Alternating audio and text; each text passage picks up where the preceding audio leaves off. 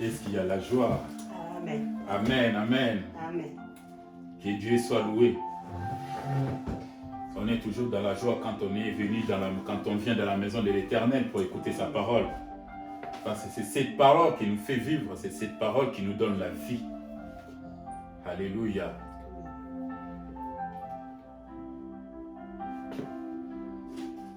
La parole de Dieu déclare que l'homme ne vit pas seulement du pain, mais aussi de toute parole qui sort de la bouche de Dieu.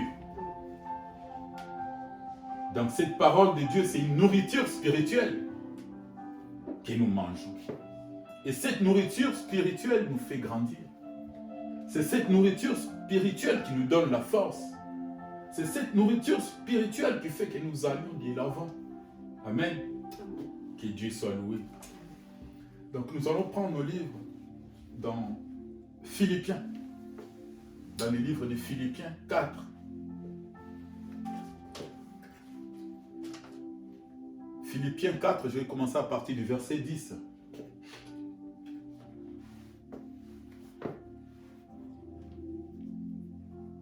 Je vais lire la parole de Dieu au nom de Jésus-Christ. Dans Philippiens 4, à partir du verset 10, la Bible dit ceci. « J'ai éprouvé une grande joie dans le Seigneur, de ce que vous avez pu enfin renouveler l'expression de vos sentiments pour moi. Vous y pensiez bien, mais l'occasion vous manque. Ce n'est pas en vue de mes besoins que je dis cela, car j'ai appris à être content de l'état où je me trouve. Je sais vivre dans l'humiliation et je sais vivre dans l'abondance. En tout et partout, j'ai appris à être rassasié et à avoir faim, à être dans l'abondance et à être dans la disette. Je puis tout par celui qui me fortifie. Cependant, vous avez bien fait de prendre part à ma détresse. Vous le savez vous-même, Philippiens, au commencement de la prédication de l'Évangile, lorsque je partis de la Macédoine, aucune église n'entra en compte avec moi pour ce qu'elle donnait et recevait. Vous fûtes les seuls à le faire car vous m'envoyâtes déjà à Thessalonique et à 2 reprises de quoi pourvoir à mes besoins.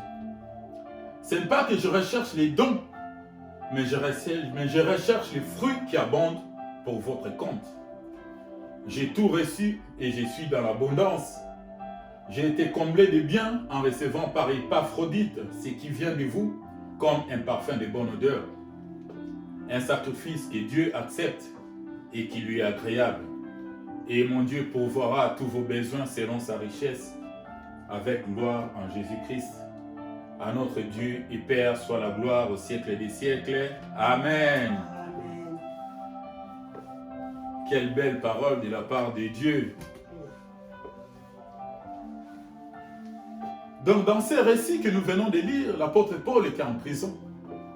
Quand il écrit cette lettre, l'apôtre Paul était en prison. L'apôtre Paul dit, j'ai éprouvé une grande joie dans le Seigneur de ce que vous avez pu enfin renouveler l'expression de vos sentiments pour moi. Les Philippiens avaient envoyé des dons pour reconnaître quand même leur maître, l'apôtre Paul qui les a enseigné la parole de Dieu. Et l'apôtre Paul s'est retrouvé dans des difficultés, était en prison. Alors les Philippiens ont fait un don, ils ont rassemblé des dons et ils ont envoyé des dons par un des compagnons d'œuvre de l'apôtre Paul qui s'appelle Épaphrodite. Et c'est lui qui a ramené ces dons à l'apôtre Paul qui était en prison. Mais l'apôtre Paul, en recevant ces dons, manifeste une grande joie. Il dit, j'ai tout reçu, je suis dans l'abondance, je suis comblé de joie. Mais ce qui importait pour l'apôtre Paul, c'était plutôt les fruits qui abondaient sur les comptes du peuple qu'il avait enseigné.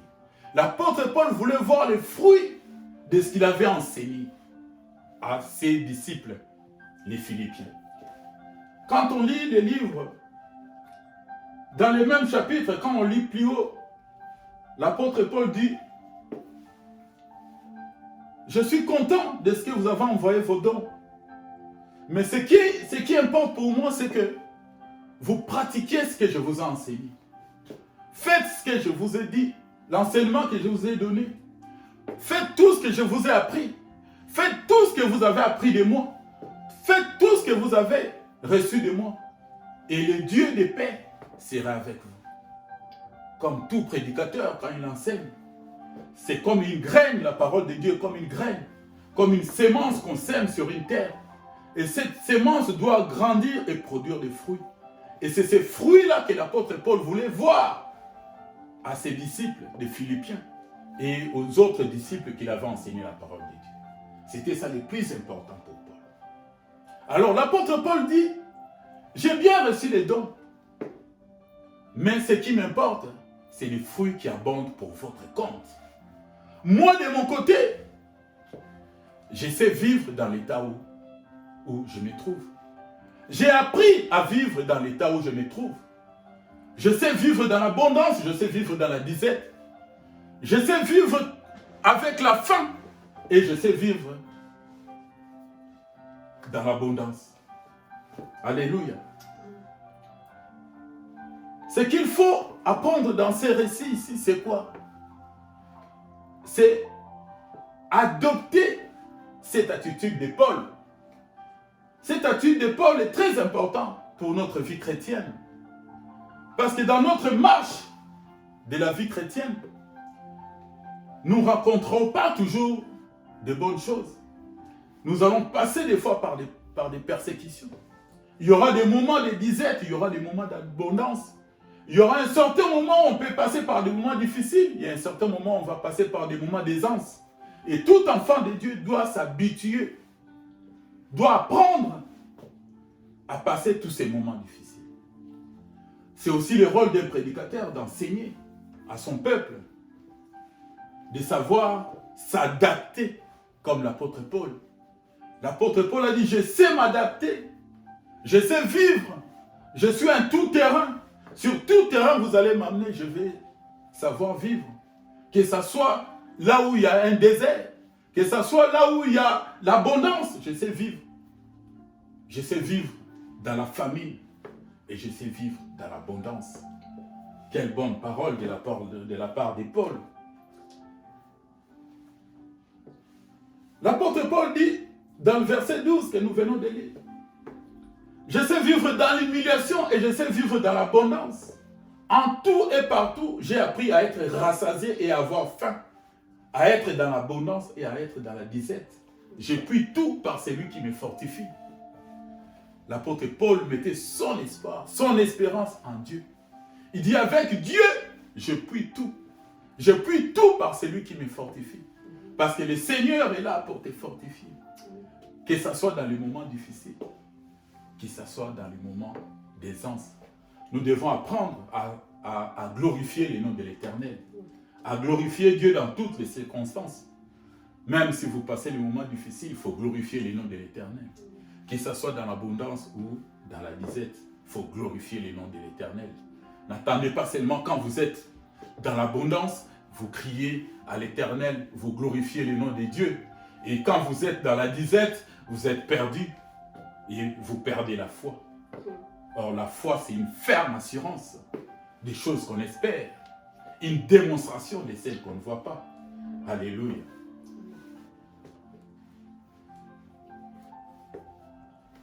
Donc l'apôtre Paul dit, j'ai tout reçu et je suis dans l'abondance. J'ai été comblé de biens en recevant par Épaphrodite, ce qui vient de vous comme un parfum de bonne odeur, un sacrifice que Dieu accepte et qui lui est agréable. Un sacrifice que Dieu accepte. Ils étaient généreux, le peuple de Philippe. Ils se sont occupés de l'homme de Dieu. Et l'homme de Dieu, quand vous regardez à la fin, l'homme de Dieu a libéré une bénédiction en faveur du peuple. L'homme de Dieu a dit, et mon Dieu pourvoira tous vos besoins selon sa richesse, avec gloire en Jésus-Christ. Alléluia. Je vais un peu m'attarder sur le fait de savoir vivre en toutes circonstances. Je vais retrouver mon texte.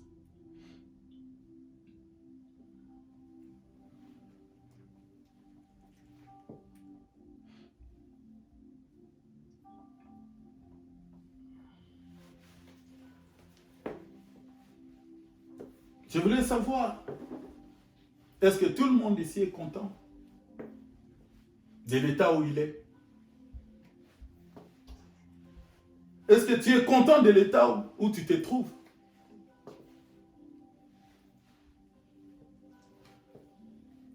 Être content de l'état où on se trouve, c'est-à-dire, c'est glorifier le nom de Dieu. Parce que c'est Dieu qui donne et c'est Dieu qui répond. Donc si Dieu te donne, tu glorifies le nom de Dieu. Et si Dieu récupère, tu glorifies également le nom de Dieu. Alléluia.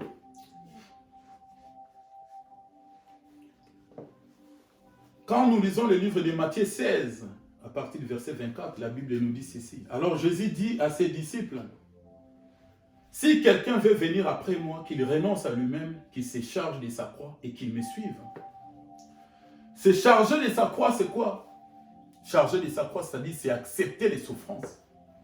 Charger de sa croix, c'est-à-dire c'est accepter de souffrir pour Jésus, accepter de souffrir pour Dieu, pour les choses de Dieu. C'est ça, charger de sa croix. Le Seigneur lui-même a prévenu ses disciples. Quand il était encore sur terre avec ses disciples, il a prévenu ses disciples. Qu'est-ce que le Seigneur disait à ses disciples? Le Seigneur disait à ses disciples, quand vous allez enseigner dans une ville, si on vous persécute dans cette ville, fuyez dans l'autre. Si on vous persécute dans l'autre, fuyez dans l'autre, ainsi de suite. Il avait préparé ses disciples. Il savait que ses disciples vont rencontrer des difficultés. Il savait que ses disciples, là où ils vont enseigner, ils auront des difficultés parce qu'il y avait la persécution pendant ces temps. Alors notre rôle ici aujourd'hui, comme je l'ai dit tout à l'heure, c'est aussi préparer le peuple de Dieu à savoir que les moments difficiles viendront. Que la vie en Christ, la vie en Jésus-Christ n'est toujours pas en rose. Alléluia. Préparez-vous qu'il y aura des moments difficiles. Mais que ces moments difficiles ne vous fassent pas perdre votre foi. Gardez la conscience en Jésus-Christ. Gardez la foi. Ayez foi en Jésus-Christ.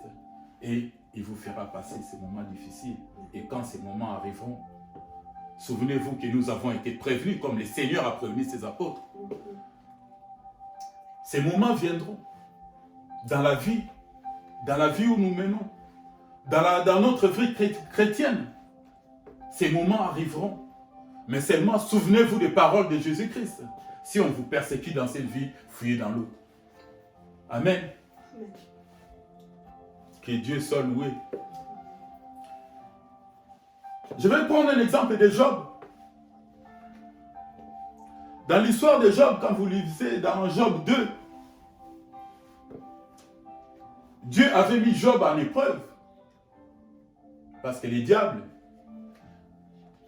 avaient dit à Dieu, tu as béni Job, tu as béni ses enfants.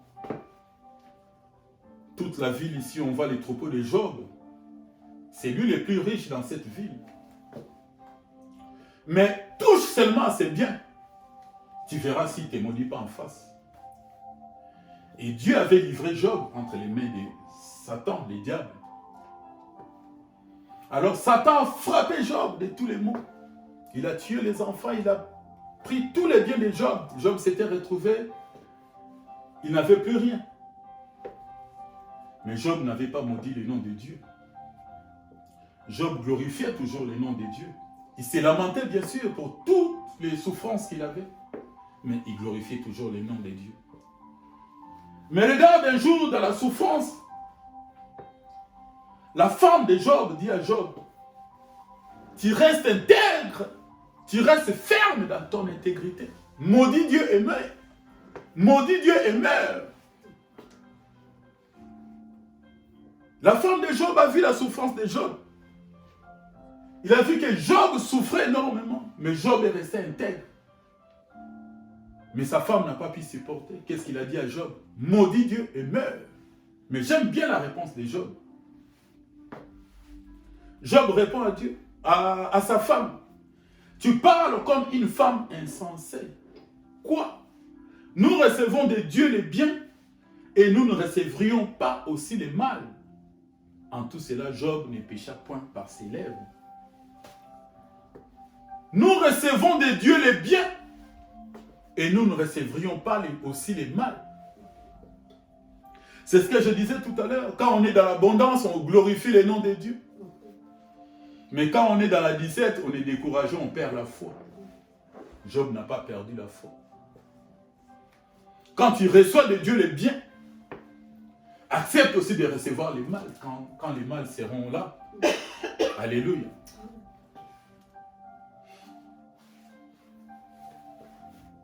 L'apôtre Paul s'était adapté à toutes les situations, comme j'ai dit tout à l'heure.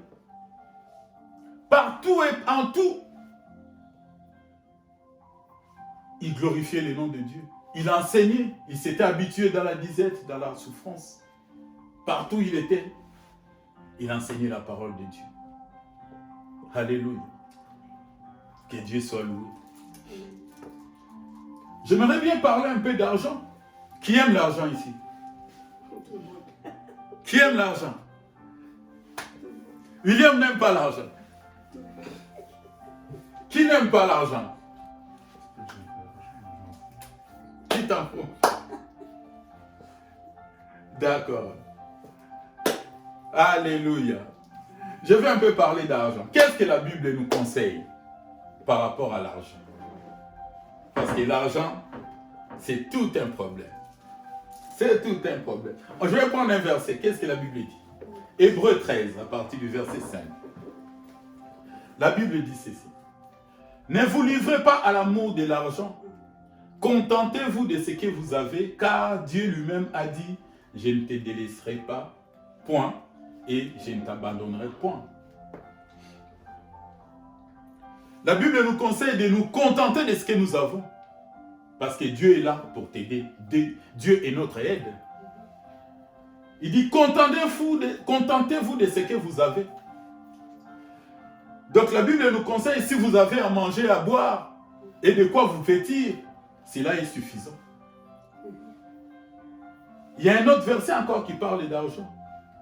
Je suis dans Timothée 6, 1 Timothée 6.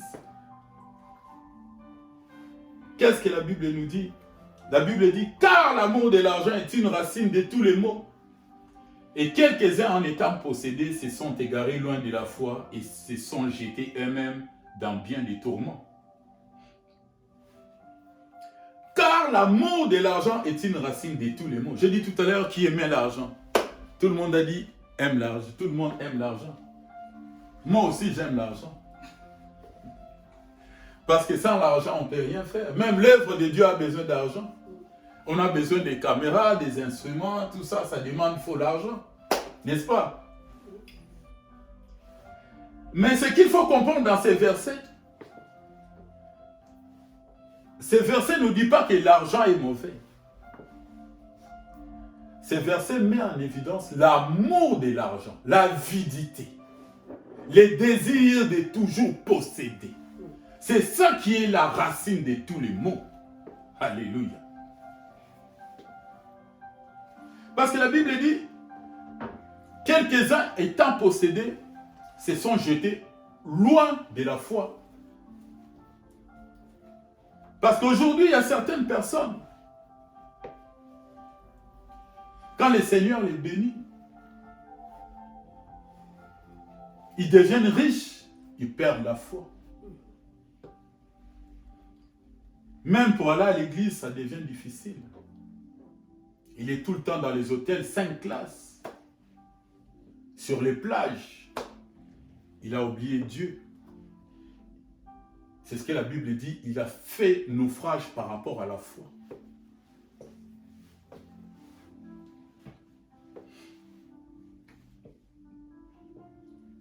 Quelques-uns en étant possédés se sont égarés loin de la foi et se sont jetés eux-mêmes dans bien des tourments.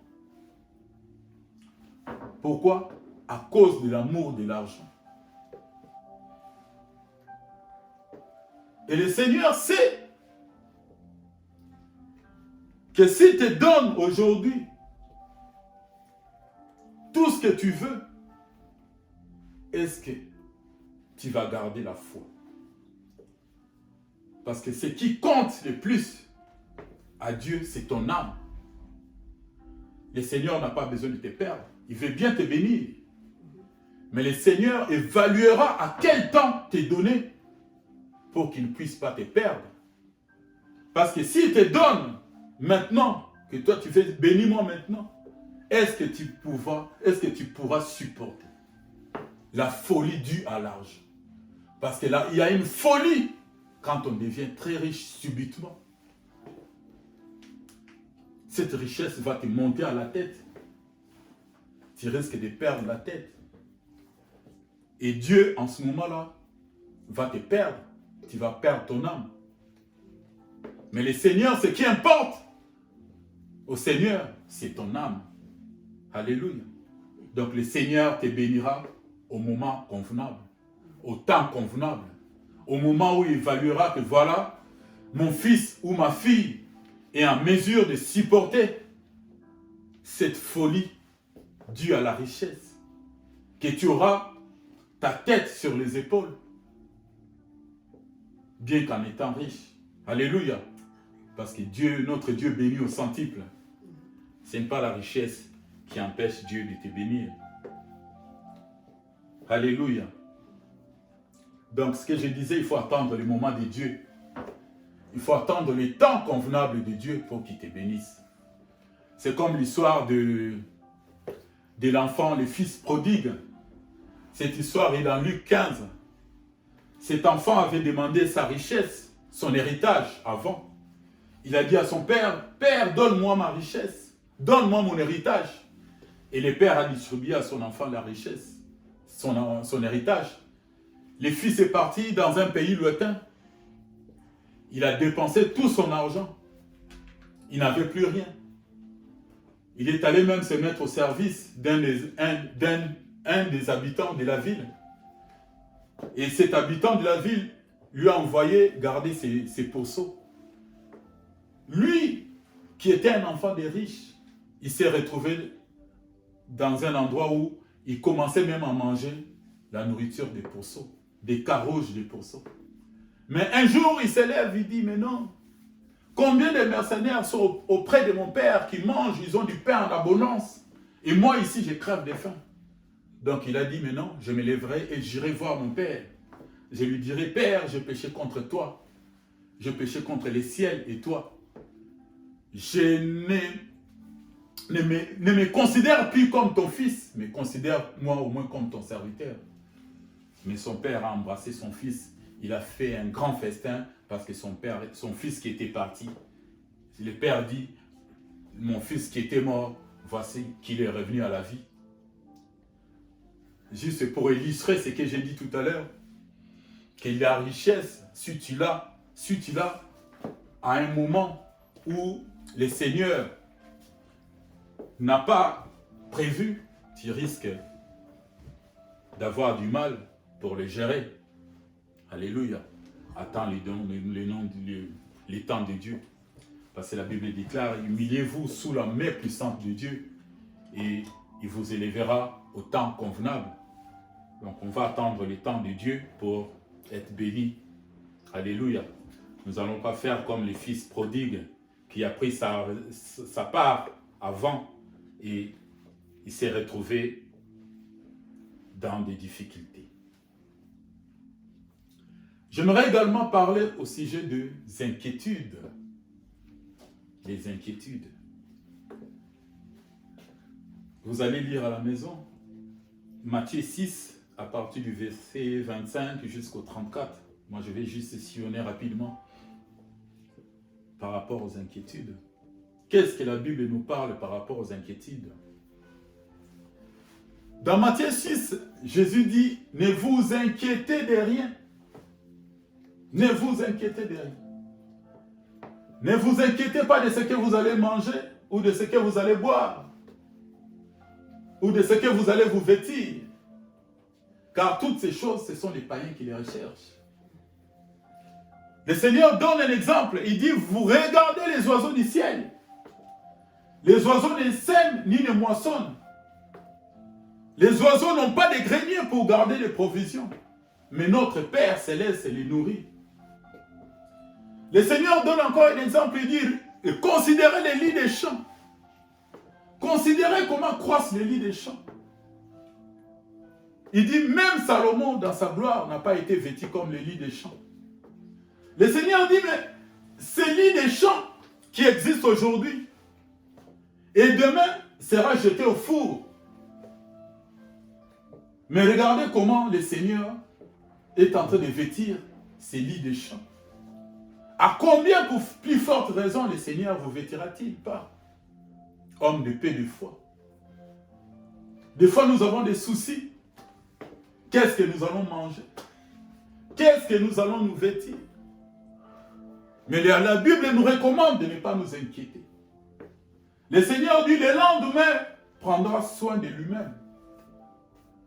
Votre Père Céleste sait de quoi vous avez besoin. Ne vous inquiétez de rien. Ne vous posez pas les questions, que mangerons-nous, que boirons-nous? De quoi nous serons-nous vêtus? Car notre Dieu sait de quoi nous avons besoin. Alléluia. Et dans le livre de Matthieu, que nous avons dit tout à l'heure, la Bible finit par dire, ne vous inquiétez de rien, de ce que vous allez manger ou de ce que vous allez boire. Mais plutôt, recherchez plutôt le royaume et la justice de Dieu. Et tout le reste vous sera donné par-dessus tout. Quelle bonne parole de la part de Dieu. Si vous appliquez cette parole de Dieu,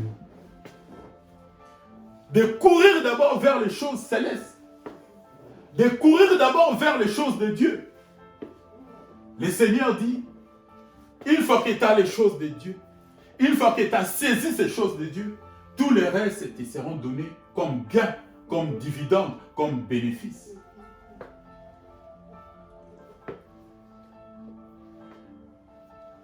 Recherchez d'abord le royaume. Courez d'abord vers les choses du royaume. Recherchez d'abord Dieu. Et toutes les choses de la terre te seront données par-dessus, comme un gain.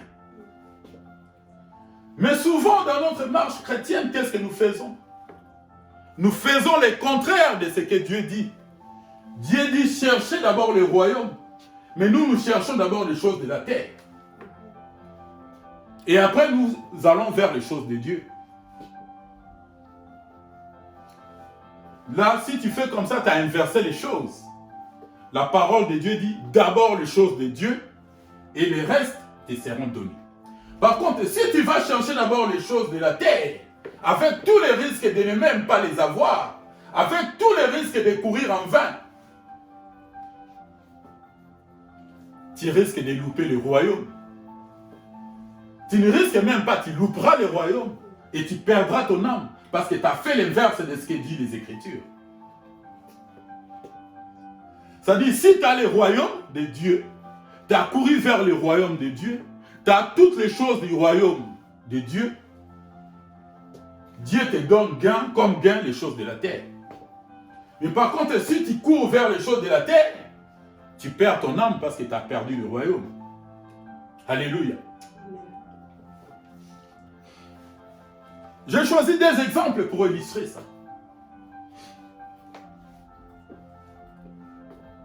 Un jour, Jésus entrait dans une ville, dans un village où habitaient Marthe et Marie. Marthe et Marie, c'est des sœurs de Lazare. Lazare qui était mort, que Jésus avait ressuscité au 4e jour. Jésus a été accueilli par Marthe dans sa maison. Et quand Jésus rentre dans la maison de Marthe, sa sœur Marie était assise au pied de Jésus en train d'écouter la parole. Mais Marthe était en train de s'occuper des soins domestiques, divers soins domestiques. Et Marthe revient pour dire à Jésus, ça ne te fait-il rien que ma sœur ne vienne pas m'aider? Jésus répond à Marthe, Marthe, Marthe, tu t'agites pour beaucoup de choses. Pour rien. Une chose est réelle. Une chose est primordiale. C'est ce que Marie a choisi. Parce que Marie a choisi la bonne part. La bonne part qui ne sera jamais ôtée. Mais pourtant, ce que faisait Marthe n'était pas mauvais. Marthe s'occupait des soins domestiques, des divers soins domestiques pour que les seigneurs puissent manger. Mais le Seigneur lui dit non, d'abord les choses de Dieu et tout le reste après. Alléluia.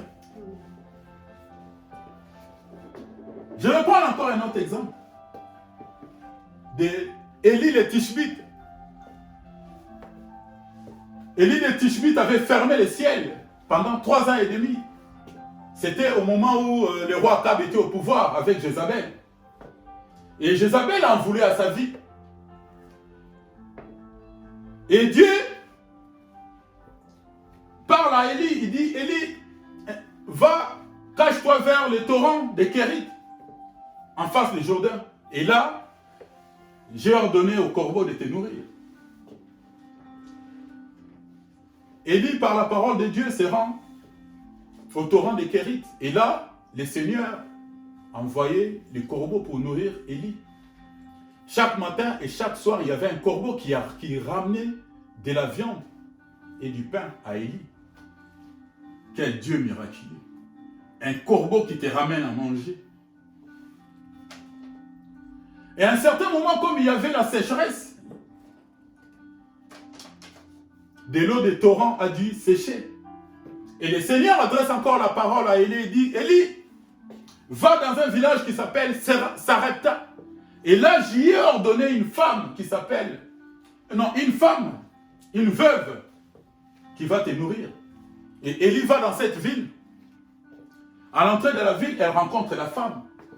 La femme était en train de choisir du bois pour aller préparer. Et Élie demande à la femme de lui apporter de l'eau à boire. La femme va, elle apporte de l'eau à Élie. Élie demande encore à la femme, apporte-moi de quoi manger, du pain.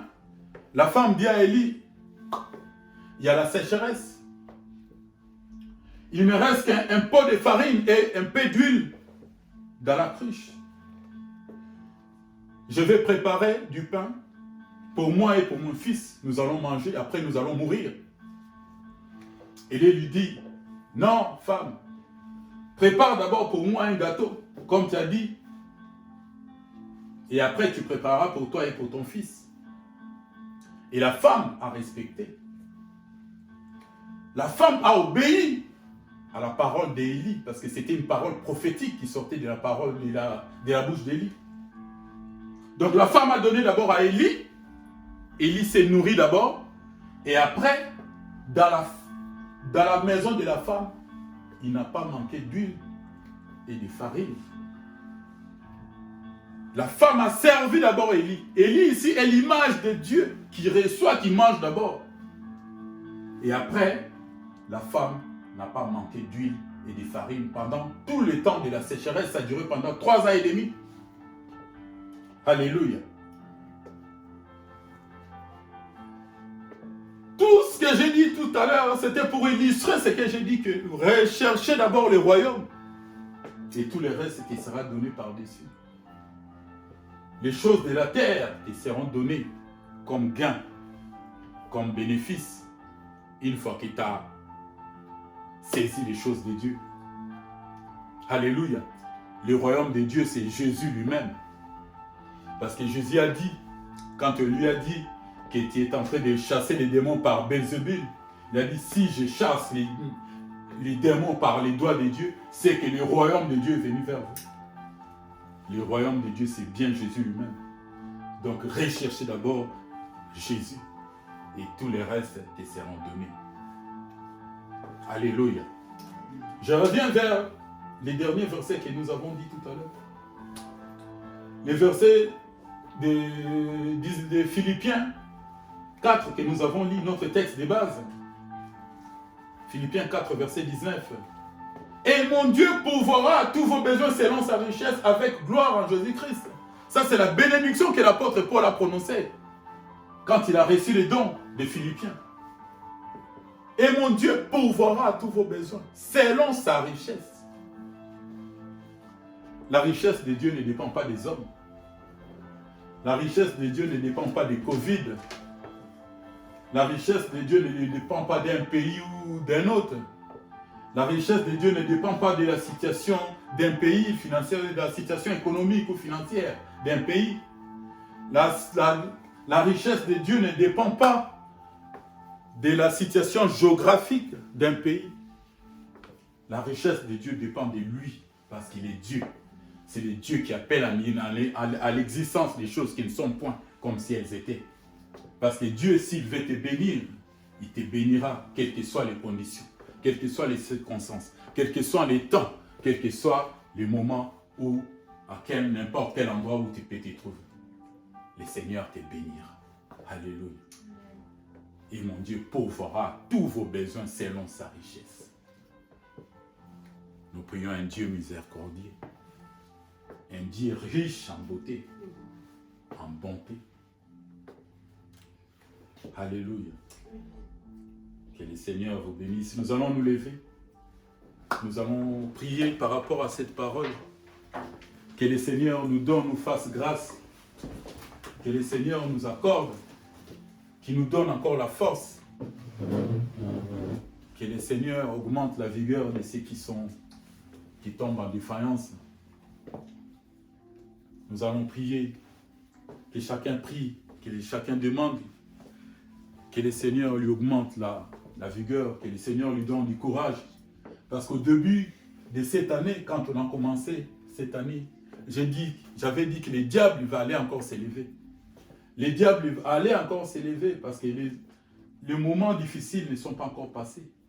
J'avais dit que ce n'était pas encore le moment de crier victoire, ce n'était pas encore le moment de se réjouir, mais c'était le moment de se fortifier.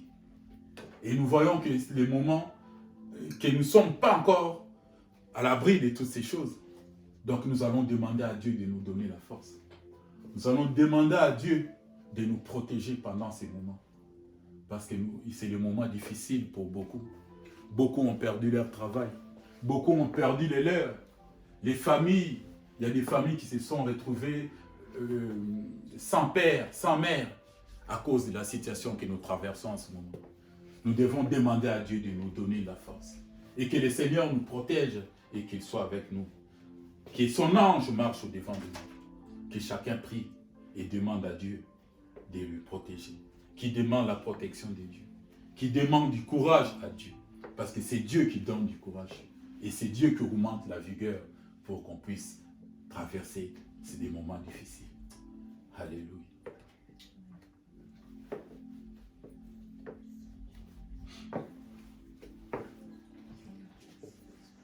Merci Père pour ton peuple qui est là, Seigneur. Donne du courage à ton peuple, Seigneur.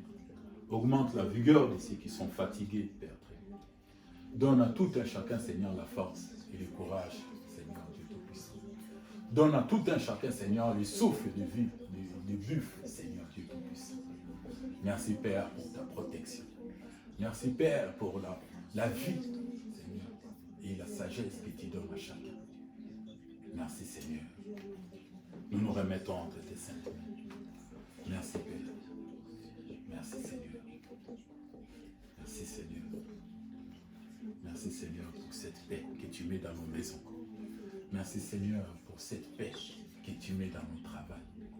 Merci Seigneur pour cette paix que tu accordes à tout un chacun et que ton nom soit glorifié.